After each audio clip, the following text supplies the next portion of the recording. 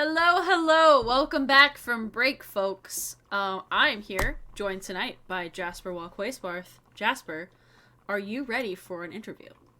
Yeah, let's go. Let's do it. We had some fun playing Fallout 76, and now we'll do the other fun part, which is asking questions. But first, Shirley, would you like to do the honors that I usually do when Dom is hosting and when I'm there, but that you've been doing lately?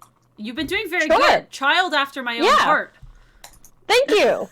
Yeah, awesome. Cool. So, some of you may be familiar with this fun little trope in movies and such, where there's this group of people, and one of them's trying to, like, teach the others an important lesson, and they're like, ask for an arrow, and they're snapping over their knee, and then they ask for several arrows, and then they're unable to snap the bundle of arrows. And it's a sort of, like, demonstration of the power of strength in numbers and stuff like that. What are you talking about? Okay. Much like this, the bundle of arrows, Folkwise is more than, you know, a single individual you may see in a rectangle form on a Twitch stream. There are several of us working tirelessly, researching, using their millennial powers for good and for knowledge, and internet stalking our wonderful guests who agree to be on our program, and they are our intrepid sleuths. So, and they helped us form the questions for today's interview. So if there is a question that you enjoy, don't thank us, thank the sleuths. Wow. Shirley, good. That was like a story all in one. But yeah, thank the sleuths if there's a nice question, or I don't know, Jasper laughs. Yeah, Deathloris points out millennial powers equals stalking online. Apparently. But yeah, I don't disagree, Deathy. As one of our sleuths, yes. So thank the sleuths. Don't thank me. Don't thank Dom. Thank the sleuthing team. Jasper, are you ready for question 1? Yes. Yeah, absolutely. All right. Jasper, what is luthiery, and how do physical and social environments change the practice thereof? What a great question. Yeah, well, it's the craft of making musical instruments. I was recently told by a copy editor that I've been writing the craft of instruments for many years. That is, in fact, grammatically incorrect to say that. Oh. It's the craft of making musical instruments. Yeah. Ungrammatical is correct. Ungrammatical, yeah, exactly. You didn't catch me. But it's ungrammatical to say the craft of musical instruments. But that's what it basically is. So people who make primarily wooden and stringed instruments by hand, typically, but also using a range of other instrument machines and tools that they're entangled with, as well as now like computers and machines that run off of computers and everything else that gets involved in that. And so it gets really entangled with the environment, craft, because you're working with trying to bring sort of life, voice back to something that had a sound of its own initially, as in the form of a tree. And so this craft of making wooden musical instruments is really based out of extraction of materials from the world's forests, including those that we've just seen, Fallout 76, West Virginia, and throughout Appalachia. So, you know, but people also live in those forests, and people are also connected to those forests in other different kinds of ways. And so it gets kind of entangled then. Things get messy, and they get contradictions in terms of how extractive industries are operating in that space, and how instrument makers both at the same time are involved in pushing back against extractive industry, eating big old trees to make instruments, and also sort of in the extraction because they need wood in order to make their instruments. Hell yeah. That was a great answer to that. There's a can I speak some Latin for please a second? Pontificate as you will. Yes. There's a famous, I think actually also grammatically incorrect. If there's any Latin speakers on the line, I would love to hear if this is correct or not. But instrument makers love to quote this phrase: "Viva fui invis, sum dura ocisa securi, dum vixi takui mortua dulce cano," which means, I lived in the forest, I was cut by the sharp axe, in life I was silent, death I sweetly sing. So we see all these kind of contradictions, like killing something to bring it to life is kind of the practice of losing. And so they really have to sort of confront the relationship to trees. And that's Damn, like the singing bone. yes, exactly, Yes! exactly. We can get in the, what are they called? The Trois sisters, right? Is a ballad tradition that's based off of, you know, making instruments out of things, including people. Right. Well, and I mean, yeah, and trees and people and other animals too. It's so, yeah. Right. Mm-hmm. What are some of the unique challenges the Appalachian and Carpathian mountains face, as seen through the creation of musical instruments? Kind of building on that. Yeah, I mean, I think it has to do with a couple things. The one would be the sort of industrial production of timber and lumber, and so pushing up against sort of the extraction for a lot of the kind of other uses of forest products, including timber forest products. So the main thing that a lot of those forests are going to and have always been is paper pulp. So that would be whenever you see these big clear cuts or anything like that, it's almost always going for paper pulp. I always wondered Yeah. if it was paper pulp or if it was like building materials, like for houses or something. That's not very typical for Interesting. for West Virginia and Greater Appalachia. I would say now that wood mostly comes from bigger trees out west. So red spruce at one point in time, which is one of our spruce species in West Virginia, is the one that instrument makers prefer to use. At one point in time, was really sought after for that because it's strong and lightweight. But now red spruce trees are almost always good to mill to become, in the words of one instrument maker, Burger King wrappers and Charmin. So yeah, awesome. so instrument makers see themselves kind of at the top of this, like they use this sort of language of highest use, which is interesting because it's often used in real estate, but instrument making is the highest use that you could have of a piece of wood, bringing the voice to it, this artistic sort of media, and then it's like furniture making and like down and down and down, building material, and then single-use paper products would be very lowest, very most dishonorable thing, the tree. So the circumstances are kind of similar in Appalachia and Carpathian, different in a couple ways too. So in both circumstances, both areas, a zone of extraction where it's a region in a larger sort of geographic context where people are returning over and over to this region as an extraction. So Carpathia in Romania is very forest. For the rest of Western Europe. So, you know, your IKEA furniture, these huge Austrian companies sort of predate on Carpathian forests in a particular way, which have grown really managed through commons and then by a really strong socialist 20. It's only been very recently that they've been really sort of wide scale extraction happening.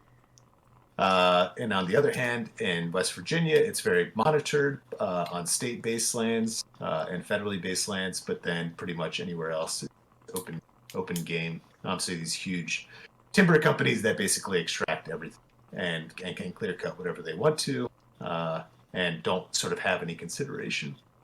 So in West Virginia, you have all the trees are being cut basically too fast to be able to grow old enough and big enough to make a musical instrument. I have a guitar here.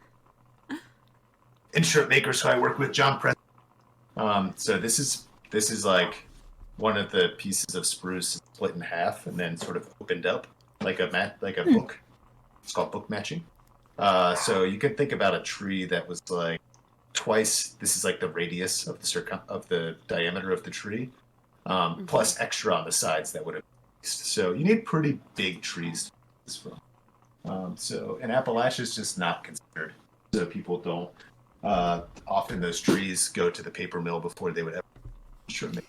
And in Carpathia, it's kind of the opposite, actually. There's death. Northern Romania, northwestern Romania, and that area into the Carpathians, going into Central Europe has a really way of making musical instruments on a sort of industrial scale. And so a lot of the trees there are actually known to be really good for making instruments, and so they're sought after and they're sort of being loved to death.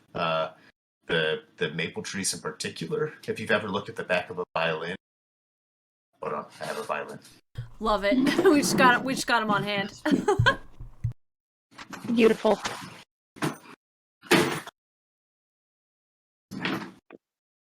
Let me get this violin for you. Hell yeah. I'll show you my instrument library here. I love this. I already have so many questions for you.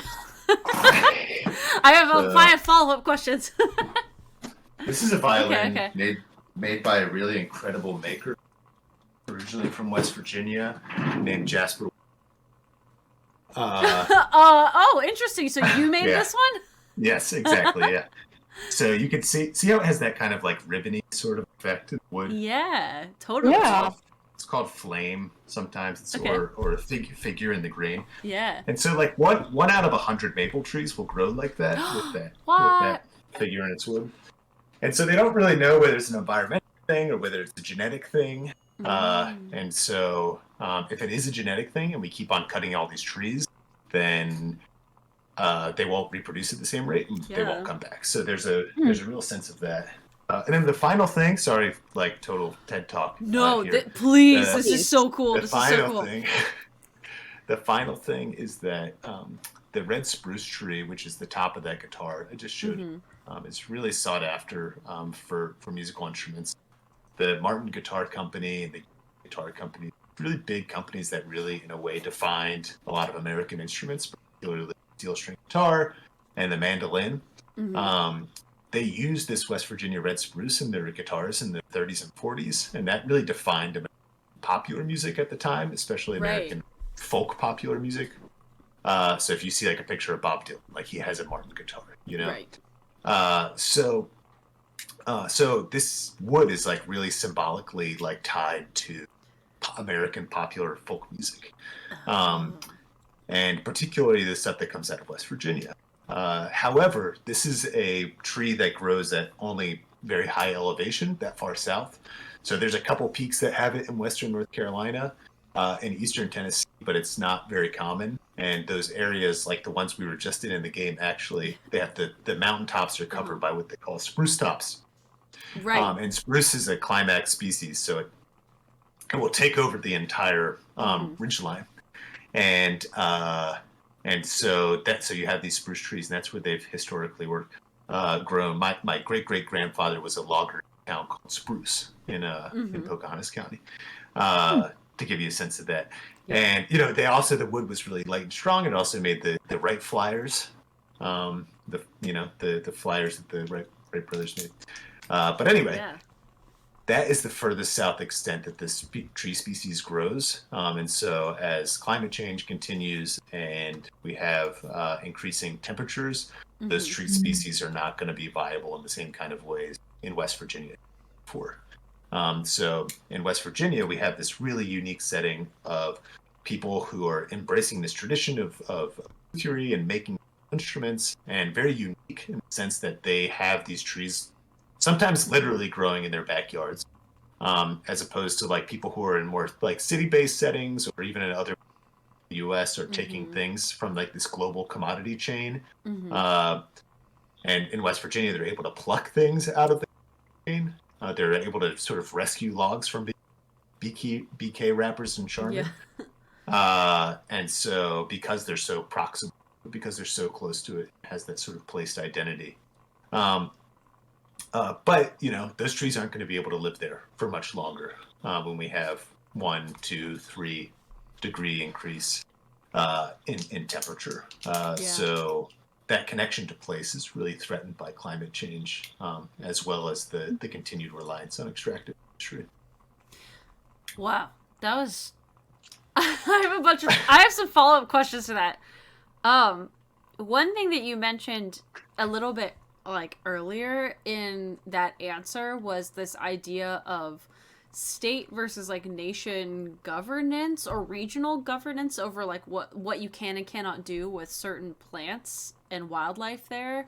Like I don't know exactly what my question is, but I think it's very fascinating that resources, right? Like it's a good way to see or to like talk about or teach other people why the nation is an imposed boundary line that was invented and is not like a naturally occurring space. Because if you think about the different ways that the forests are split up in different areas, like is there a system? Do the people in each state government, at least let's just take like the Appalachian Forest for example, do people in the different state governments get together to talk about the governance of that? Do they all have the same or similar laws about the use of the trees as a resource or of the forest as a resource because it's a united region? Or is it all split up like per state? And is that similar or dissimilar to what's happening in Europe? Well, so 2 questions. Yeah, the first part is yes to everything you said. Okay, I didn't know. So the federal government controls national forest land and national park land, broadly, as well as some other small things. But so the Monongahela National Forest, and they're not that as interested in cutting any at the moment. They're more the mixed uses. So it's actually sort of more rare to get contracts to log that land, which is actually a really big problem for the communities that are surrounded by that national forest because that's like their livelihood. It's a livelihood and also their tax base. So they get they get a payment from the federal government every year for everything that's logged on that land that goes directly to education. So if they don't do any logging in the national, then that's all land that the government owns and doesn't pay any taxes on. Oh, that's doesn't. So if it was a private landowner, right. they would be taxing him. So there's a tension there that's something we need to pay attention to, because it's like we often think like, oh, protected land, that's good for the community, and it's like there's some give and take there. Yeah. So like everything here is a super massive. It's so complicated because like really interesting thing happened. So basically, there are, people in universities and forestry departments, they communicate across borders. There are inter-regional conversations that have about land management practices and forestry practices. There's a organization called Green Forest Work that does really interesting work, actually replanting spruce trees and other trees on abandoned, unreclaimed mining lands throughout Appalachia. So there's this sense of like connection across the region. Which is really cool, and one of the strengths of being part of the Appalachian Studies world, of course. But each state is basically able to decide what it wants to do, the laws that govern the land. And so in West Virginia, they're pretty free, as long as basically you're doing certain kinds of things to keep sediment and runoff out of the waterways. Because actually that was why the federal government stepped in and bought so much land in the early 20th place. You're pretty free to do what you want to. Which actually then gets passed down really interestingly. So huge timber companies basically don't really monitor those lands unless they're logging them. So in that way, the huge lands that are owned by these massive global owning millions and millions of acres around the world.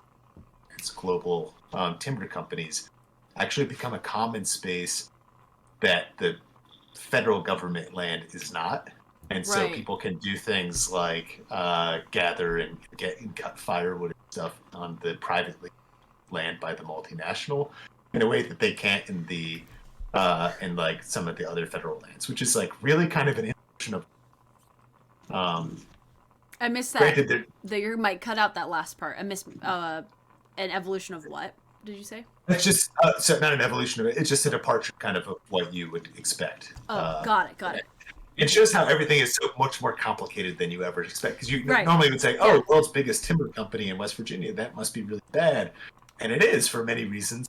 But there's also some other sides, where it's like, okay, well, I heat my house with firewood basically, and I can get firewood for free from all of the treetops that the timber company discards because they only want the main part of the log. So Right. I can heat my house for free during the summertime because of the timber company's practice. So it's like, it's so messy in that sense. And it provides for some really unexpected ways that people sort of commons the forest, which I find to be very interesting. On the other hand, in Europe, it's totally different. So in Europe, in Romania, one of the really successes of one of the past governments, there was like a sort of referendum. I don't know if you remember. There was some pretty big protests in the past few years in Romania. There was a sort of referendum on government, and the government came in that people really liked, progressive folks really liked. And one of the things that they did was institute this app called Inspectorul Pădurii, which is like forest inspector app. Okay. And so every log that gets cut in Romania is required by law that the stump of the log and the log that's cut be stamped with a serial number. Oh, wow. So when that logging truck goes down the road and they stop and get themselves, a little shot of suika or plum brandy or something to spend the night at a little, get rest. You could take this app and look up the numbers on all their logs to make sure that they were legit as a regular citizen.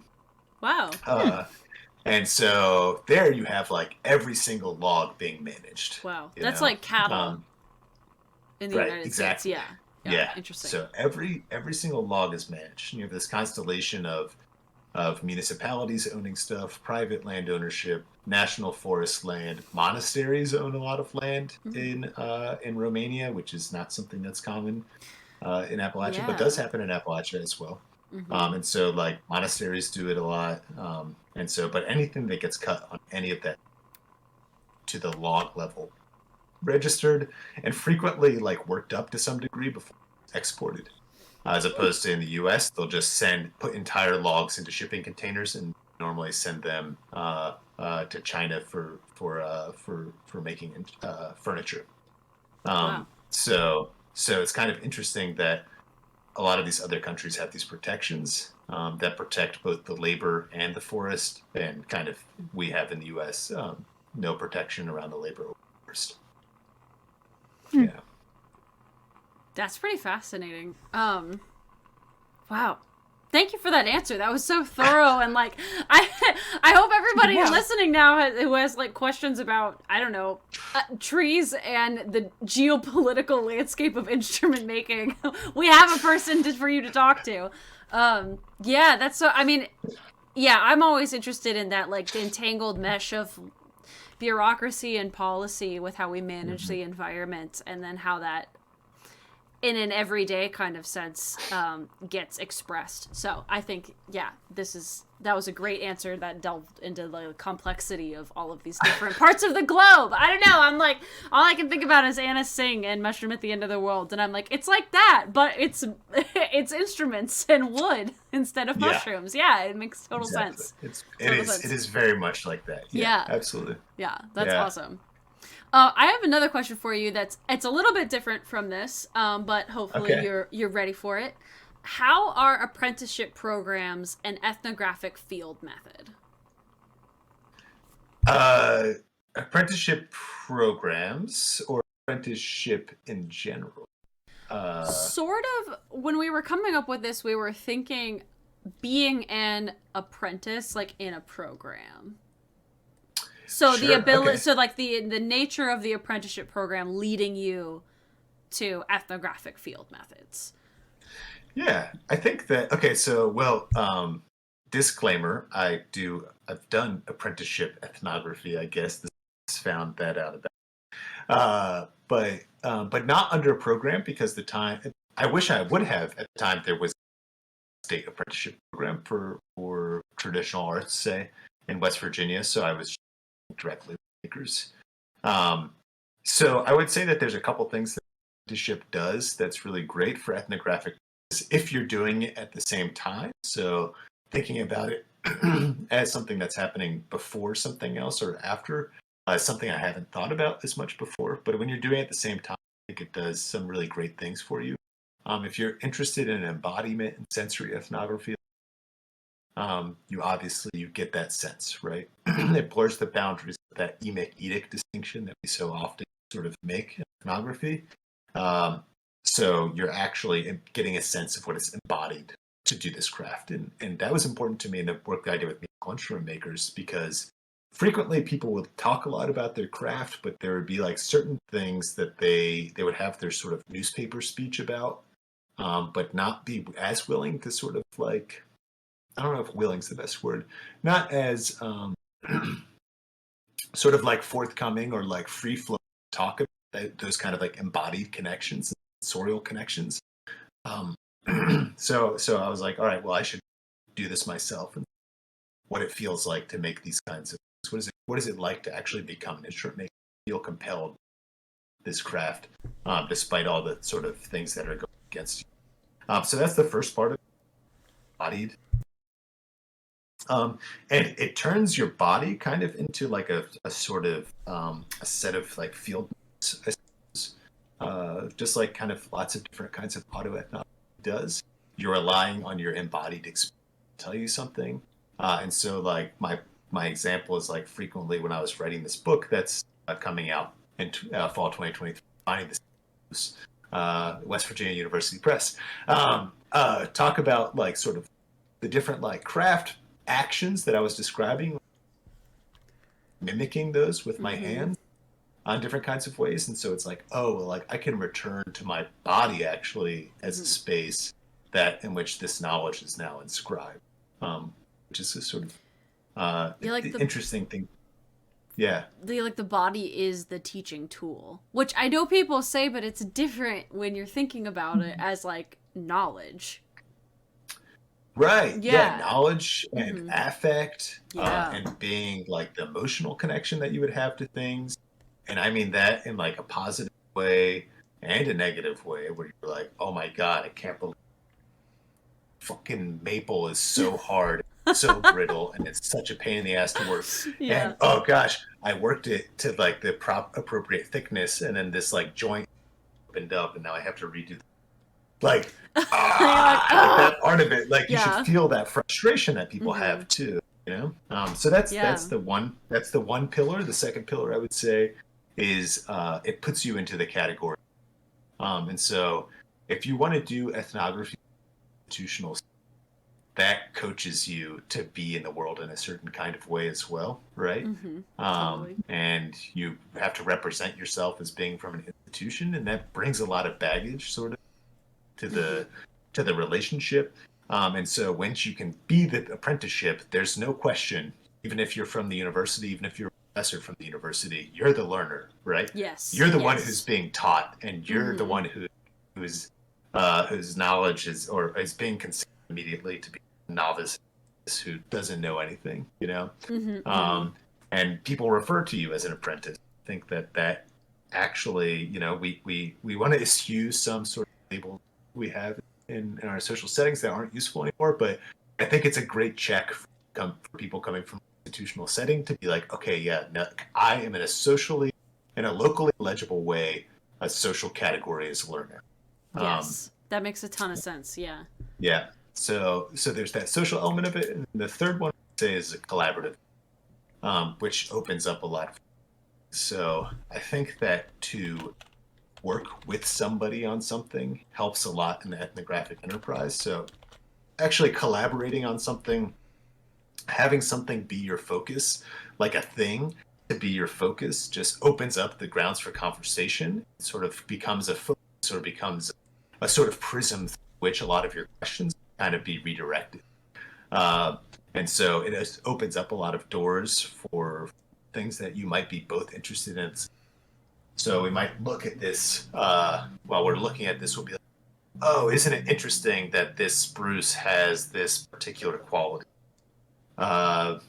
This thing happened with this wood here. There's something going on. What do you think caused that? Like, Yeah. how many rings on there, or what was this tree like, or what was the forest that came out of it, or how does crafting the scroll, Yes. and this is like the Fibonacci like sequence, right? Yep. Like, how does that like the process of making this tell you something about like human endeavor for knowledge that you can always, because with this, like, you can always get that infinitesimal, like, little bit more detail to make that spiral just a little bit more perfect and a little more like a natural volute of a snail shape. But like, should you, or should you just stop when it's done enough? Well, people who have worked dissertations will probably know something about that. Well, and like the perfect is the enemy of done. Yeah, and like the guitar, for example, guitars never have that, or almost never have that kind of swirl, which is very interesting that the violin or the fiddle would have that, relationship to symbolic knowledge or something. I don't know. Yeah, that's really fascinating. Yeah, so like Paolo, Paolo Marks, Pocahontas County violin maker, if anybody's in the violin, Paolo Marks violin making. Paolo is just an incredible person who I worked with on this, and just like in terms of these things, and like that opened up just talking about that with him. Like, okay, what does this represent to us? What is this to us? What is a spiral? Why do people care about it? Why make this? So like he was like sort of hypothesizing, and this is kind of a similar thing a lot of instrument makers or violin makers, that like if you can carve a good scroll, like if it can be even on both sides like that, and have that like really natural spiral to it and everything, like that's a kind of a gloss that like, okay, this violin probably pretty good violin. You don't even have to play it. You could just tell that the person who worked on it knows what they're doing.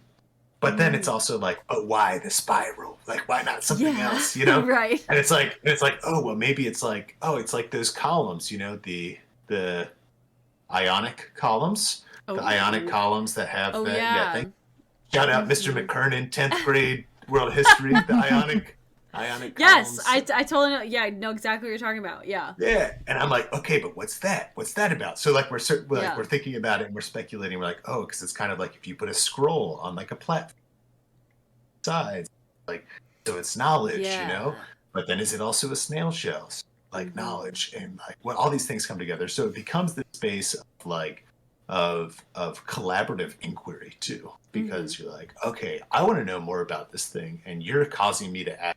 You're asking photographer of things that I just take for granted or naturalized. And then I'm also asking you questions because you're also a craft practitioner in a different realm. Like in my case, as like I view ethnography as a craft, and so it's like, tell me something about your craft, relevant or related to this. So you become like, it's like, okay, well, like let's shape art. We're shaping this instrument together. You're teaching me, and then my sort of area is like shaping research. This research question. What are you interested in that you like? Build on that. So you start kind of building it together, and then you can kind of critique each other too. So like one really interesting thing that I found in my research is the makers who taught me how to do things like this, which I would have never thought I was before, through critique taught me how to do things like, it's not quite right. Here's what you get. When I would collaborate with them and write with them, they would look at my stuff and really trust my interpretations, and I would be like, what do you think about this? And they'd be like, well, you didn't quite, like, you missed some little minor factual. Your interpretations are kind of your own, and I trust you to make those interpretations because that's your craft. So there's this sort of intersection of the two, and the two craft practitioners getting entangled through this moment. So it doesn't really answer your question about the programs, but no, I think it does though. Like the nature of, I don't know. I've seen arguments for like why we should be done with apprenticeship programs, or if you take that superficial kind of look at it, like it promotes this hierarchical relationship to knowledge making and like knowing stuff, or like, but I think in that sense it really centers the collaboration and learning that always has somebody who knows more and somebody who doesn't know as much. And I think that that's a real balance that can then be exchanged, just like you're talking about through the apprenticeship program. I think that's really cool. And in different ways, you're learning about different things. I don't know. Well, I think that a part of that, like, critique, I think is really valuable, but it's also about, like, viewing the apprenticeship as a relational thing. Yeah, In which the person who's teaching and the person who's learning are both bringing something to the relationship, and, like, it's about the moment of connection, and just like, here's how to build a fiddle, you know, like, it's about that there's a connection happening, and yeah, I'm an ethnographer, but somebody else is kind of craft practitioner that they're bringing to them. So it's like sponsoring the relationship, and that's what it's about. It's like finding that fit, you know? And so I totally agree that there's lots of not that happen where here's the person who knows everything there is to know about West Virginia insurance. There's no one person who knows everything about that. Yeah, it's not individual. Right. So it's like, how can you learn this thing in this space is this person who, like, bring something of your own to the table to create something.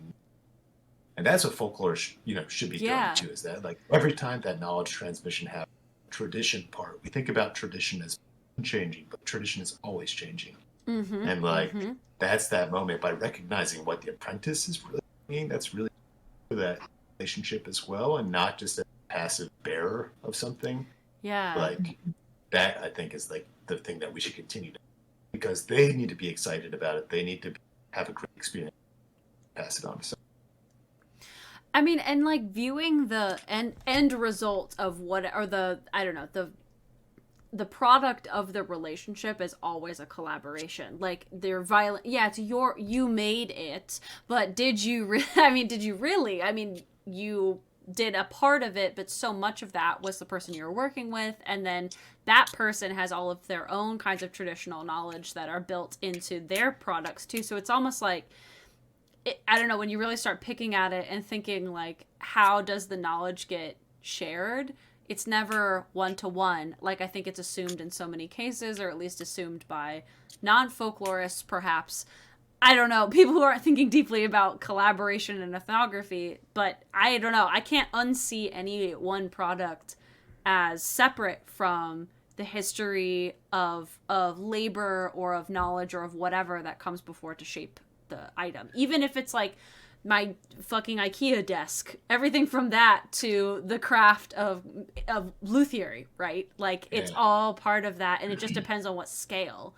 And you have the awesome advantage of seeing that, like, person to person scale, but even that, you're able to look at the global relationships between forests on other parts of the world. Like, that is so cool, and I don't think that you get to do that in other disciplines.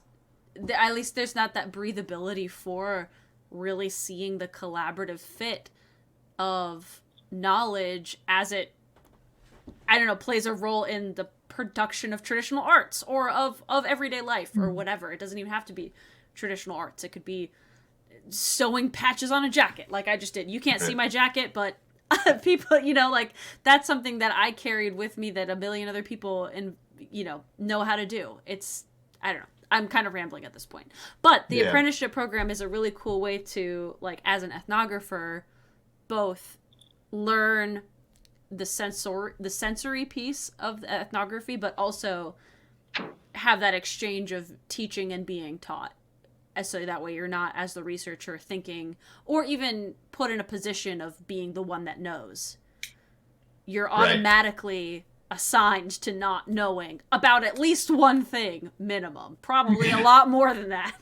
But that's a really cool position to, like, force yourself into, or to be part of. I guess I mean, like, put yourself into. I don't mean force yourself into, but, like, yeah, I don't know, I think that's a good way to explore researching ethnographically. And they're really important too. Like, these programs are really important, and we should be careful about, like, how we frame our critiques of them sometimes, because there are people out there who want them to not exist anymore.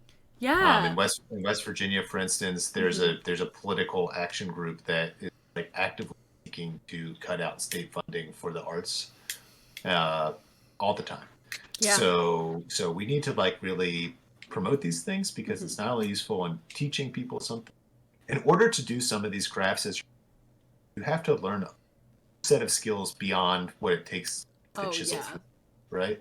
And you learn that through the apprenticeship, and the people who are making their living or people who are doing this with their life like need financial support as well. Yes. Because they're competing against a whole host of issues. Mm-hmm. So like, yeah, we need to support things as much as possible. Mm-hmm. Really are just really so critical to craft practitioners to. Yeah. I have another teaching related question for you, but it's a little bit different than this one. How does bringing Mothman into your classroom, or in the case of a student showing up as Mothman, or even talking about Mothman, educate students about place and narrative practice? Yeah, so when I taught one of my first classes in my intro to folklore studies start with sort of narrative practice. That's where a lot of students start into a folklore class. Think about tales, legends, myths. We sort of tease happening there, but trying to find a interesting way as well. And so, like, let's have a storytelling about a sort of a cryptid supernatural being, a sort of spirit, or that is from a place that you're from, right. And so the students brought those in and they told their story around the group, and it becomes this place, this spot, in order to start talking about a place and what makes a place and what are these analytical frames. How is that useful to thinking about our attachments to place in various different ways, and the anxieties we have too, like channeling of anxiety places. So Mothman, I think, has this sort of anxieties, industrial action, and this sort of reliance on industry in that part of West Virginia. And my reading, I guess, and so another student had this sort of story about this bridge in Tampa Bay. I think there was an accident that happened, ran to the bridge or something. These sort of anxieties about how does being in a car associate us from like on this bridge, where a spectral woman would appear, and then like try and hitchhike, and if you drove past her, then she would jump off the bridge. So how does it detach us from the sociality as well? So Mothman did come to my class, and that aspect, that sort of like that connection to place, and sort of how does the narrative practice we have about these often assumed to be trivial tell us something about the place more than than sort of just descriptive practice, and the anxieties that related to being in that place. I mean, cryptids are a great way to do that. Were there other like that? So the Mothman incident in your class was a student who dressed up like Mothman to demonstrate the point. Is that what happened? Yes, Okay. yeah. They have a weekly participation thing that they have to do, and I have a Mothman costume. Okay, well, if you're Mothman, everybody has to do a participation thing this week. And then on the Thursday, I walked in, and Mothman was like sitting on the bench outside the classroom. My heart was so full of joy. That's so cool. It was incredible. That is so awesome.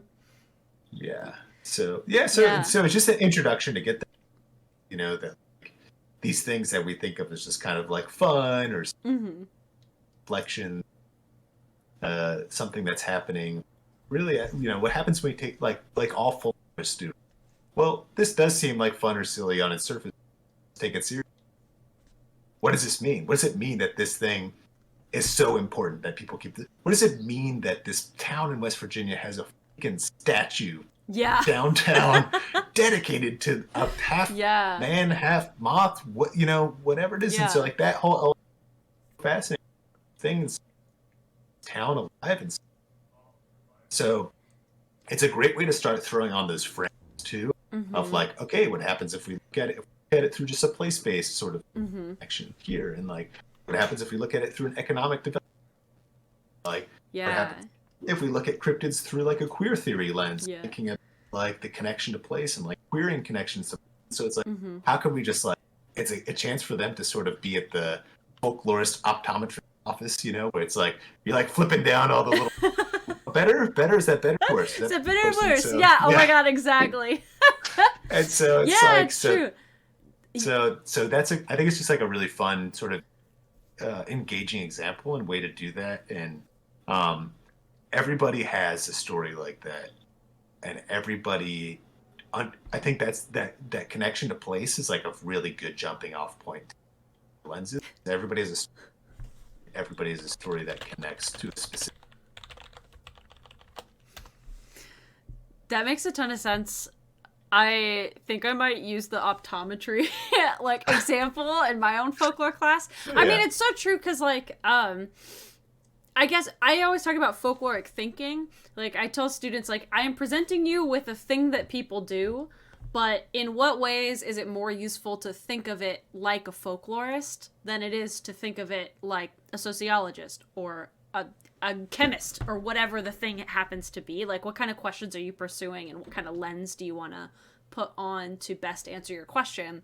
Folklorists are interested in a perspective that centers people and everyday life and the way that we informally communicate knowledge and creative expressions of that communication. So like why would you put that lens on to talk about food versus, I don't know, do you want to answer a question about why does the bread rise in the oven? You know, like, is that what you're interested in? You know, there's all these different lenses you can put on for the same subject, but it makes sense to say, like, okay, if we're looking at it like a folklorist, put on your folklore glasses. Is it better or worse if you use narrative? Is it better or worse if you use structuralism? Is it better or worse if you use ethnography? Is it better or worse if you use whatever method, you know, that makes a ton of sense. Yeah. Yeah, and I think that belief question at the center of it too is just like, yeah, it's so much more interesting to live in a world where you're like, as a scholar and as somebody who's doing this work, where it's like, yeah, like, tell me about that. Tell me about your experience with Bigfoot. You know, like, where does this go when we have this conversation? Like taking, like, like, let me know how this is like in your world. Like, that's so much more fascinating than to be like, oh, well, that's not happening, and it's probably. Thing, you know, whatever. Yeah, that's my sociologist voice. But, I like that. I know. I'm thinking now too. Like, I always want to, you know, me and the metaphor. You like the metaphor too. So I'm like, okay, what if, like, when students show up in class for the first time, they don't know what folklore is or anything. They're just there, and they're like, I want to know the origin of XYZ. It's like, well, I guess you could want to know the origin of your eye problem, but you still just have the eye problem. So like, let's get you glasses. To see which ways it improves or doesn't improve. I don't know, I'm thinking like, yes, there can be an origin and that might be really important, but most of the time it's like, I don't know, at least for me, I didn't start wearing glasses until high school, and it was like, I don't know, XYZ, looking at screens a lot, / genetics / whatever, and like, it's more interesting to know how you're going to do something with the deficit or whatever, the thing that's happening, the lore, from now on, or like, you know, like, are you going to continue to incorporate that in your life? I don't know. You're making me dream brain. This is very fun. I'm having fun with this. You're making me think a lot about all kinds of stuff. And keeping in mind the how is also kind of interesting, because like, I mean, with the eyeglasses metaphor, like, how your glasses are formed is dependent upon what issue is causing the eye problem. Like, the nearsighted, farsightedness is based on like eye shape and stuff like that. So like, it's a good starting point, but it is ultimate, like, but then the glasses themselves are like ultimately the important part and what you do with it afterwards. Oh, we're like a hair away from me going on this rant I had about Bayonetta with the lenses and the eye, because she's like the left eye, the ability to see and putting on a lens. Okay, anyway, or like, do you access folk knowledge depending on which lens of glasses your prescription blah. Okay, we're. Oh my god, bifocals, Emic versus Edict. We're gonna move on to some more funsy questions. So that was like it for the bulk of our harder, more like like knowledge, theory, important, whatever questions. I got a couple of rapid fire kind of funsy questions for you. Does that sound good? Yeah. Okay. Let's go. On here, it just says bits for cats. I know we've seen some of the cats before, but I want to get them on record. I know you have Philip, And you just told me your other cat's name, which is... Hold on. I got this. No, I don't. Shirley, help me. Pepper Cat. Pepper Cat. And then you have another cat, right? PP&G. We got Philip, we got Pepper Cat, and we got Gertrude? Ghosty. Is that what you said? Ghost. Ghost. Oh. Ghost. Yeah. Ghost. Ghost. That's so cute. He is white and fluffy and real fluffy. And he disappears very easily. Oh my gosh. Much like a ghost. Yeah. Pepper Cat, Ghost, and Philip. Very good. We love cats with human names. I was just about to say, like, those are excellent cat names, and Philip is like the best by contrast. Yeah. Yeah. So my friend Chelsea turned out to be a pregnant cat when we lived in Kentucky, and we got Philip and Pepper Cat, their siblings, from that cat, Crystal. Hope you're safe out there, Crystal, somewhere. Crystal, rest in the wilds wherever you are. Yeah. So Philip and I like imprinted on each other. Yes, you were like, that's my cat. Yep. And he was like a little chubster kitten, and I was like, so cute. I was like, Philip crab cakes. I thought crab cakes at first. That's all my mind went. Crab cakes, brand of crab cakes from Baltimore area. And then I was like, Philip. After that, I was like, oh, cat, perfect cat. So he is Philip. Oh, that's awesome. That's the cat name. That's the cat name story. Yeah. That is so good. My cat, I know you can't see, but chat can see. She like jumped up on her favorite roost and has just been there for a while. So I'll show you after if you want. She's very good, baby cat. I love my little tortoiseshell. Okay. Good luck. Yeah. You've already done this a little bit. A feral one. Feral one. Oh yeah, this is long lore. Her first name ever written down in a vet book was Feral One. So that's her original name. Now she's Baby Cat. But you've been doing this a little bit throughout like Q&A. I know you couldn't resist, but in case you were going to resist, I was going to ask you to show and tell instrument time. So now I'm thinking, could you show us an instrument that you haven't told us a story about yet, if you have one around you? Or are those like your top 2 instruments? Yeah. Yeah, if you give me a second, I'll go. Oh, hell yeah. I would love to see. I would just see one. That would be so cool. Yeah, there's these 2 back there, which are like, the one on the left is an electric guitar I got from a guy named Josh, and he's still in my phone book. I met him on Craigslist buying a guitar. He's still in my phone as SG Guy Josh. SG Guy Josh, love it. SG. And there's a Martin guitar I play a lot. Those are great. And then you have the other guitar. Was that an acoustic guitar that you had next to you? Did you make that one? Yeah. No, that's made by my friend John. Your friend made that one. Okay. Yeah. That's cool. Yeah. I'll for the sake of time, I'll just show you what I. Yeah. This guitar some more. It's pretty cool because so the violin I made, but this is made with red spruce. Okay. That we cut on the sawmill. So I went with John on the sawmill, cut tone wood, and then it's made with this is Brazilian rosewood, which was not my choice, but John did pick it out. So that is actually a CITES protected species now. It shows you about the entanglement of the extractive forestry in places, things that aren't. But yeah, so this is that famous red spruce kind of there. Nice. Mm-hmm. That's really cool. It's got a really nice sound to it. It might not pick up because of the the last one did. The last one did. I'm sure it sounds much nicer to you. I'm sure it sounds nice, yeah.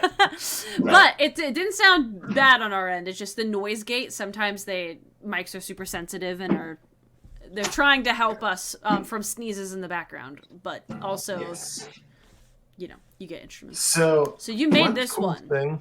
This is the violin that I made, and it's not gonna. You're not gonna be able to see inside of it, but it's got the labels inside of it. Of course, one of the really cool things about violins is that I love violins. They're so cool. Yeah. There's many cool things about violins. One is that it becomes human-like in the sense that it has this this sonic capability, but also True. lots of the parts of the violin get after human body parts. Oh. So these here are called the ribs. These are the Okay, ribs of okay. the violin. You have the neck. The neck. You have, let's see what else. Sometimes these voids are called like the hips. This is called the waist of the violin. You can see that. These are not humans, but these are called the stingers because they look like little stings. Oh, yeah. And so on the bridge, which is this little guy, he looks like a little... Oh, yeah, that's... I've never put that together before, but you're so right. Oh, my God. So, in the bridge, this center part, that's the heart, and these are called the kidneys. Okay. And these are called the feet. Yeah. But something that's really awesome about violin, they're on this side, on the treble side, there is a little post inside the violin that connects the top to the back. And so when you bow the violin, it's driving the sound through the bridge, through these little feet, and this little guy actually, he starts dancing like this with the vibration, and then that gets these little F or ornamental. They actually start pumping. This is on a very small, so you can but they actually start pumping the air out through that. Oh wow! And part of the roll of there's a little piece of wood. There's a little rod, a post that goes down, and it connects the top to the back. And so the sound waves start flowing through the back too, and then start flowing through the neck and then back, and everything's feeding back. And that sound post in English is a sound post, and so it's really responsible for carrying the treble of the instrument through the entire instrument projecting. But in French, it's called l'âme, the soul of the instrument. And I always thought that was so beautiful, that piece of wood that's in here, it's not in place or anything. It's in place only by friction. And so you have to reset it and everything. And the way you've known you set it properly is you squeeze the waist, and if it falls down, then you knew you set it up right. So yeah, so it's just held in place by friction, and it's responsible for so much of the tone of the instrument. Beautiful. There's these aspect of the instrument that like things have all like sort of human-like kind of quality. And then there's this little very humble compared to the rest of the instrument, extremely humble little post inside of the instrument that's responsible for so much of its sound, called the soul of the instrument. Right. That's so cool. And so I think it's just really cool that it's like there's all these kind of, violin is beautiful, a bit ostentatious as well. And there's this like really humble thing, right, that's so responsible for the music that it makes. That's the soul of it, that's hidden, that you can't ever really see. Yeah. That's just kind of like one of my favorite things about violin. That is really special. Yeah. It makes me think about like, the ways like trees and humans relate also, and it's sort of like a transformed version of that. I don't know, it's like, it's like if a tree and a person had a baby, it would be a violin, in a way. I mean, like, that's a really interesting blend of these different worlds that are also the same world into something that can be more than either of them. Yeah, right, cool. Exactly, yeah. Which is really another cool part about the violin is it's a what do they say in like when you go to like a fancy restaurant and they give you like the Caesar salad, but deconstruct. Oh my god. Like, it's like a deconstructed tree in a lot of ways, because like so you have the wood obviously instrument, but like what you use what finish this color is typically amber or colophony. And amber is a tree resin, like the radioactive tree. Colophony. And amber is fossilized tree resin. So it's like you're like recombining So you would not want resin to be in any of the wood that you use for this making this instrument. Right. But you do want to bring the resin back into the picture to make a really nice, beautiful finish. Right. And so like so much of it, taking away parts of the tree and bringing it back. So, like all this stuff is glued together. And there's a specific kind of traditional brush that you linden bast. So it's a piece of a linden tree, which repels the oils, the glue. So like glue doesn't stick to it. So it's basically like this frayed piece of tree root that you use to glue these things together. So it's like it's so cool. This beautiful like recoming together of elements of the tree. And all these different parts. So between that and then the hide glue, which is made out. Yeah, I was just gonna ask, is the glue a hide glue or is it like a sap related or something? No, it's hide glue. So everything comes from wood predominantly, except the string glue, which comes from hide. Then the hair of a bow is normally in horse tail. Right, horse. Yeah. And so, but the glue is really interesting because it's actually really. You have to use hide glue, and it's a big difference between guitars and violins because violins, they don't look like it, but they're actually made to be deconstructed. And so you take like a really thin palette knife and you can insert. Don't try this at home. Don't do this. Don't only do this under the ship. You basically like stick it in here, this really thin palette knife. Yeah. And this glue is super strong. Holding this way, but if you cut across it can actually, it breaks really easily. So you could take this palette knife and you sort of work it around the top, and you can hear it crack. It cracks. It's very satisfying when you. Ooh. Oh my god! When is the Jasper like music or instrument making TikTok ASMR happening? That'd be great. Yeah. That is so good. Yes, that's really cool. But anyway, so it's all meant to come apart because hide glue like breaks really easily when you apply pressure to it from the side. So these instruments are made for hundreds of years. So it's really funny to talk to guitar makers, to guitar repairers. Yeah. We want to make it look like we were never in there, like it's a bank heist job. Like we made this guitar look exactly it was when it was made. And the violin makers will like leave little signatures and stuff on the violin. Like I repaired this element of it. Signed Jasper 2023. Yeah. So it's really cool to think about like how people make these instruments, thinking about it far like outliving their lifetime. Yeah. And it's like into multiple lifetimes after them.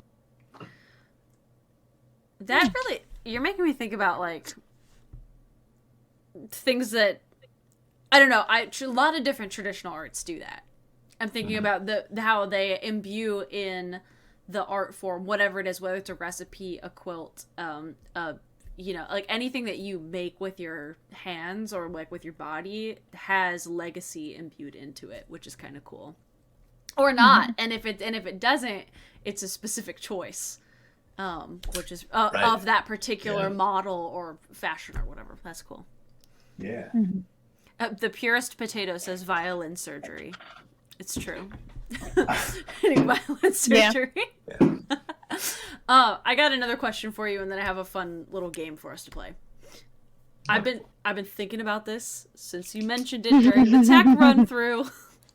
I need to know how on earth Ed Winters and Bigfoot are connected. I'm so glad you asked. I need to know. I need to know. So in there is a Bigfoot variant that is said to be the smallest of the Bigfoot family. Sometimes called the Minerva monster, also referred to as Grassman. This is Grass. Okay, I've heard of Grassman. That makes sense. Okay, yes, smallest Bigfoot. So yeah, so I've always been a Bigfoot fan. I would say I'm probably more of a Bigfoot person than like a Mothman person. And, yeah, Bigfoot's good. Yeah, I love like all the different variations. Like Central West Virginia has an old man of the forest type thing. There have been times I've been alone on top of a mountaintop in Virginia. He's there. I can't see you, but I can feel you. It's like, is it you or is it me who's the Bigfoot? Yeah. Yeah, exactly. I am the old man of the forest. But anyway, so when I moved to Ohio, like people were talking about Grassman. Grassman, that's cool. It's called Grassman. And so in my mind, I was and like a person, like almost like a ghillie suit of like hay. Yes. Okay. And then somebody was like, "No, it's basically just Bigfoot." And I was like, "Oh no, what? You don't Like get it's it. just Bigfoot?" Yeah. And I was like, "Well, okay, I can live with that under this condition." That it reminded me of this Bigfoot video that I saw years ago, and this guy's narrating an encounter with Bigfoot. It's like he had long, beautiful hair, and I was like, what if Grassman was Bigfoot, but the reason they called him Grassman was because he had hair the length and color of like high winter grass, and much like Edgar Winter does. Oh my god. And so his entire body was covered Oh my god. straight, smooth, silky, straw blonde hair.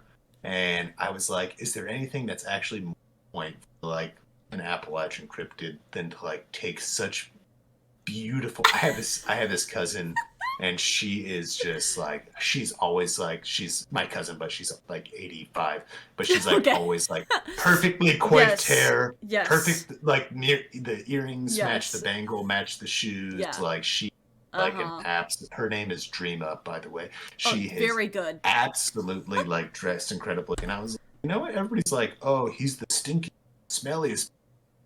No, he is the most perfectly coiffed, blown out, beautiful, long, Edgar Winter-esque hair. Yes. Entire body, Bigfoot. So that's where I go in my mind when I think about this man. It's just it's like this Bigfoot's hair care routine is on lock. Like all of the other Bigfoot, Sasquatch, Yeti, large humanoid figure in the woods pale in comparison to the dreamy Ed Winters fucking full body blonde, like perfectly coordinated look. I love it. I get it. This is something you in particular have associated with Ed Winters. It's not, or Ed Winter. It's not just, this isn't like something you read online. Like, this is your own legend. No, this is my own working on Grassman. All right. Because I was not satisfied with the response I was getting with Grassman. I'm gonna tell the people to spread this far and wide. Okay. Yeah. This is a story that needs to come out to the people. Southeast Ohio has a Bigfoot variant named Grassman. Does have approximately 18-inch long bleach blonde hair covering their entire body. I love that. Yeah. I'm into it. Okay, folks, you know what time it is on the show. If you've seen us before, you know what's coming. Jasper, I don't know if you know what is about to appear. If you've clicked watch stream, that would be your next moment. Shirley, would you like to address this comment in the chat while we're getting a little set up, and also tell Jasper what a tier list is? Unless, Jasper, do you know what a tier list is? I think I know what a tier list is, but I'd love to hear Shirley explain it too. Shirley's just a really good explainer. Well, first, okay, so, unfortunately, it won't be assigning musicians as cryptids. I'm not sure the idea of making it a COC one-shot. Are you saying that the COC one-shot twist is that the musicians are cryptids? Or that the cryptid is a musician? Yeah. So, I mean, I will say that we may or may not be going to play COC again soon. That's true. On the show. Call of Cthulhu, an RPG game. Call of Cthulhu. Basically, we turn it into about cryptids, and it's fun. So maybe that could happen, but... So tier lists. Tier lists, originally from fighting games, as a way to rank different characters one could play as, their ups and downs, how good they are at the fighting and the winning. but has been adopted as many things in times of war, in times of peace. They have come across new meaning, and is just used in general to rank how neat things are on various scales. And today we ask you to create one of these beautiful tier lists in this a time of peace. Jasper, we're specifically asking you to put the Appalachian hardwood trees on a tier list. Wow. And Wow. I wish it went all the way down to Z. Is all I can say. we can. Okay, it is not unprecedented to make a double S tier. That has happened, and we've also made an F tier before for ones that are just truly horrible. If we need to do that, I can make it happen. Wait. Hold on. We may need to do some adapting here real quick. Yeah. Because Jasper has given us essentially a ranking system for hardwood trees already. Based on usefulness for instrument making? The instrument, the Burger King wrapper pipeline. Wait, oh my god, wait. Should I rename these to be like instrument Burger King wrapper? Oh shit. No, okay, that's like on their use. I want Jasper to Jasper, I want you to give your personal opinion about the trees specifically. And I will read them to you. I know that the images are not there necessarily. I want to stick with this plan because my wheels are turning. Oh, you cut out at the last little bit there. I lost you. I love the idea of that like ranking on that scale. You want me to do But that? I don't think that any tree should be consigned to being Burger King wrappers and sharks. Aww. So, but I will give a tree a D. I will give a tree a D. We love a spicy tier list. Yeah, what's the step above Burger King wrappers? That's F tier. Kingsford charcoal. I think we should stay on this one. Kingsford charcoal could be D. Oh my god. Okay, yeah, maybe that'll be D. All right. Well, I have these trees. I tried to choose the best picture to like represent something notable about the tree, but I will go ahead and list them off because I know the image is kind of small. But first up, we got basswood. Should I try to pronounce the botanical names? Yes, yeah. Okay, I only know the botanical names. Okay, cool. So I got Tilia glabera? I surely should pronounce the botanical names. Okay. Yes. That one. Tilia glabera. Okay, so this is actually the basswoods and a linden tree. It also makes all those. All those what? Your mic cut out a little bit. They make like little puffies. Oh yeah, puffies, okay. That's good. Yeah. The puffies are good. That's good. It's a lightweight, good for carving, but not for carving things you want to last for long. So I'm gonna put basswood. I like it. It does grow from the base, which is really cool too. It goes up trees from the base, so that's kind of cool. So I'm gonna put it at a C. I'll put basswood at C. All right, we got C right off the bat. Up next, we got American Beech. I'm gay, I promise. Fagus grandfolia. Okay, beech. I don't like it. I see beech all the time. It's outside my grocery store. Mm-hmm. Up and just think they use the beech name attached to it, and I don't. Beech. I'm actually gonna put beech down at the D, which is the Kingsford charcoal level. Kingsford charcoal level. We got starting off low here. Okay, I hope I chose something that you will approve of. Very good. Oh, it's Deathy's favorite tree. Oh no. Oh my American gosh. Beech. American Beech. Okay, up next we got black cherry. Prunus serotonia. Yes, I do like cherry very much.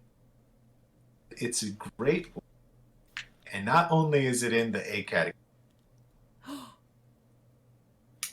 You said not only is it in the A category, but what? It's definitely in the A category. Ayo. Ayo. Yes, Black it's a wonderful. It's a wonderful, wonderful tree. Up next, we got a classic black walnut. Oh, okay.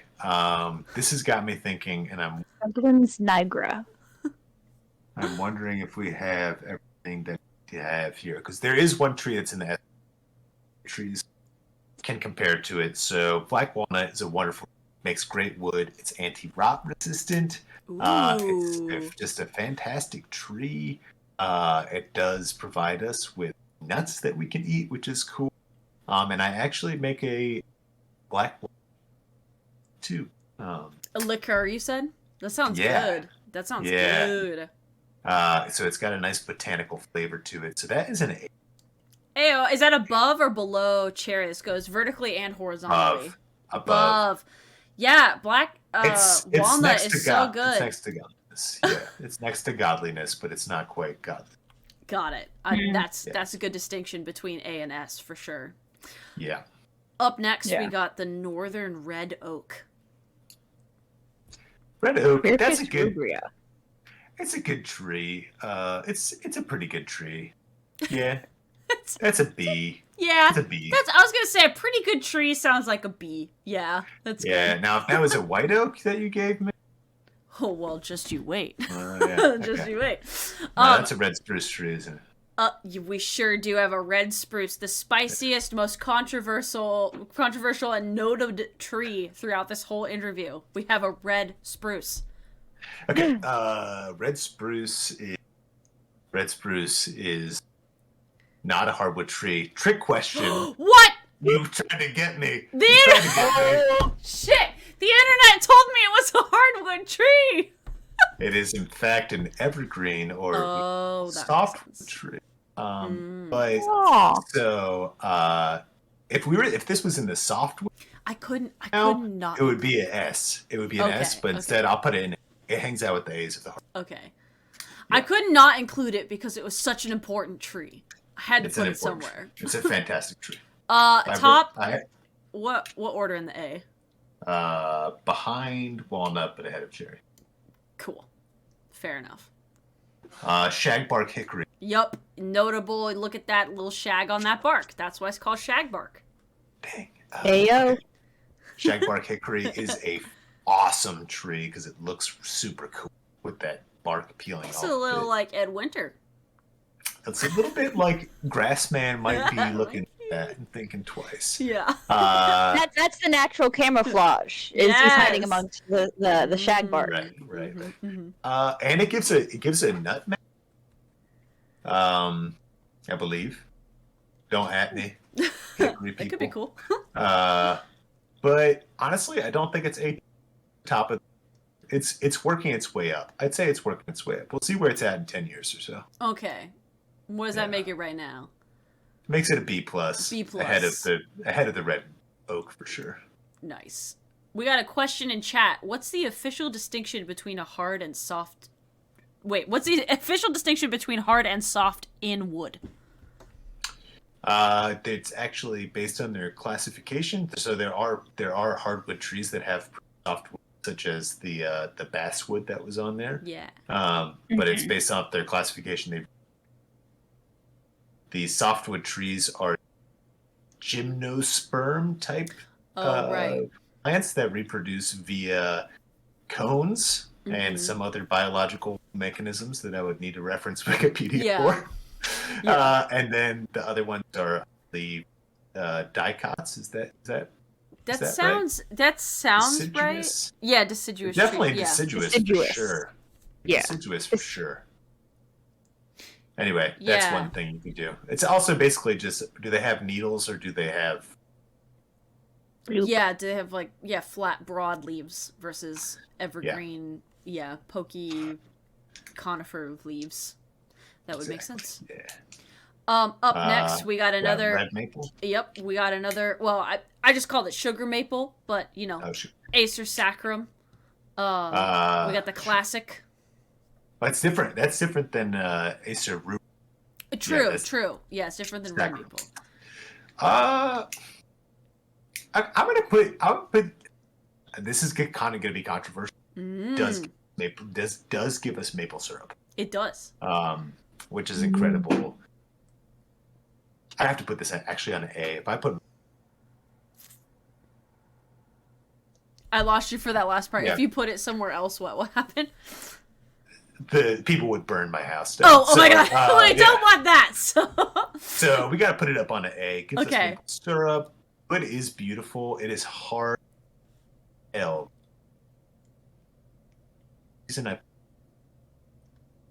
Your noise gate, I think, is cutting in and out a little bit. Which I'll put it last in A. Okay, all right. It's still A, but you know.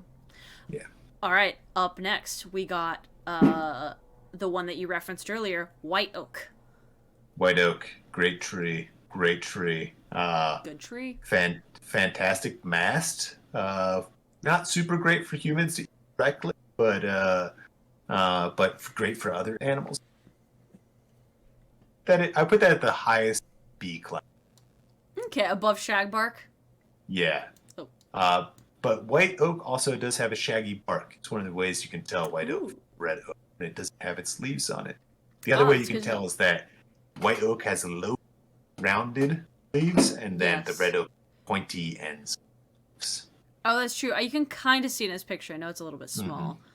I've been trying to get better at identifying leaves or identifying trees without their leaves because, you know, it's winter now. So I've been trying to get better at their little buds. I'm like, which way are they growing? Are they, you know, what's it called? Are they opposite or are they parallel? What was it? What was the official word? I don't know. I need my tree guide. Yeah, I need my tree guide. I don't know. Anyway, we can talk about that another time. We got two left. We got yellow birch. Nice. Give me a yellow birch. See, give me a black birch that we. Okay. Yellow birch. I don't know a lot about. Put it in the C category. Above or below basswood? Below basswood. Yeah. Black birch. What's your black birch critique? Black birch has the bark of black birch has a wintergreen chemical in it. Oh. So it tastes like wintergreen. So it makes people often putting peels of black birch into their moonshine, and it makes your moonshine have a minty, fresh kind of taste. Really nice. That's really cool. I think yellow birch probably has. Probably, yeah. Birch trees you can also tap and get syrup out of too. This one looks like it's been tapped or something. That bark. I don't know. I was trying to figure out like what's the most distinct thing about the tree. Yeah. Last but certainly not least, we have a yellow buckeye. Yellow buckeye. It's the okay, buckeye. Well, go Buckeyes, right? We got some Buckeyes. Brutus. I like it. It's a nice tree. The Buckeyes. And people do carry it in their pocket. Why? Because it cures arthritis when you put it in your pocket. Oh, okay. Sorry, I didn't know. Ah, Daisy, duh. All right. So I will put that in the C tier. Which order? That's gonna be last in the D for me. Okay. All right. I do have an S tier tree. I was gonna say, what's the tree we didn't put on here? And I can do. I'm gonna do a weird thing for the people in OBS to fix it for S tier, but you can go ahead and tell us while I do a weird thing. S tier is at one point in time, people said it was maybe 1 in 3 out of trees. They grew to be very large. Their wood was easy to work and rot resistant, and they dumped massive mass out onto the ground that would feed people. People would preserve them. They would raise their hogs. Wild animals would feed.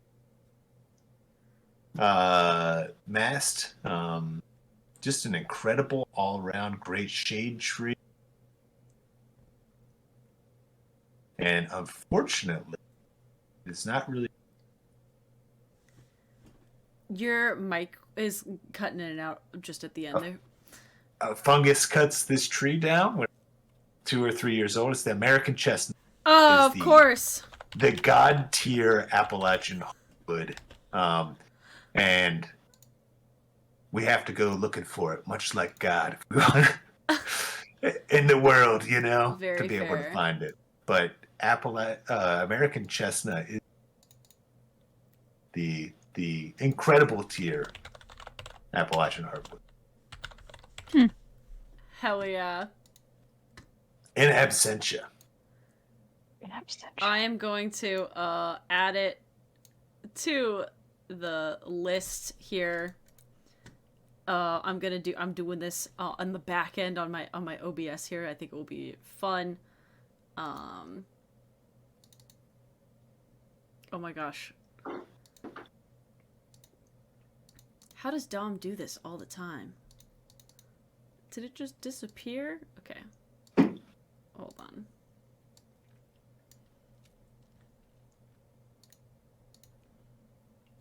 I can do this. I swear, people. I mean, it's I really want to. I really want to make it happen. Its Out of presence curiosity. is known through its absence. You know? That is true. True. Yeah. True. Hey, Jasper, are you on TikTok at all? I am not on TikTok, actually. Okay. I understand. We just really want you to be the tree identifying, the instrument making ASMR guy. Well, also I asked we go. because there's this guy on TikTok called Just in the Trees who did a whole series where he made a map of the U.S., but using the state trees as, like, to make the state. Does that sentence make sense? No. Yeah. What? Wait, I didn't understand that. So, like, he made like a map of the U.S. out of wood, and each individual state was made out of the state tree. So, like, the state tree, yeah, like There we go. like the Virginia state tree is the dogwood, so he made Virginia out of dogwood wood, That makes sense. Very cool. and it just sounded like something. And he also does like other woodworking videos periodically, but I don't know. You're talking about. Oh, the link got That sounds dropped in the cool. chat. Hell yeah. Well, folks, we have it here. All right. So what is this? This was the Walnut. a walnut. Yeah, I had the black walnut. To what was our D tier tree? That was the Beach. beech. The American beech. Beach. From black walnut to American beech, how much prosperity does your tree bring to your region? Is that what our list is? Let's think. Shirley, How you got a better likely is one? your Tree to be?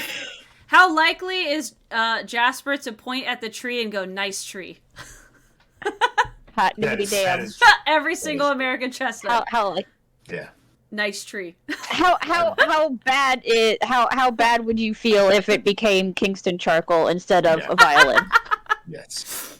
Oh my goodness. So Jasper, thank you so much for being on the show and spending some time with us this night. Yeah. Thank you for having me. Yeah, went a little longer than I thought it was going to, so thank you for sticking that out with us a little bit there. But chat, folks, you know what to do. Ladders in the chat for Jasper. This is like our show of appreciation on Folkwise. If you don't have ladders, GG's, good game. And Jasper, I guess we'll catch you around OSU campus, talking trees and ethnography and collaboration and folklore and anthropology and all these other things in between. All right. Yeah. Thank you so much for having Hell yeah. Griffin Quasebarth, Baby Griff. Baby Griff. For this sweet Hellbender beer koozie. Yes! Which I've been using all the time. It's so cool. Yeah. So, all right, y'all. Thank you for Yeah. to Thank hear you, from some of y'all. Jasper.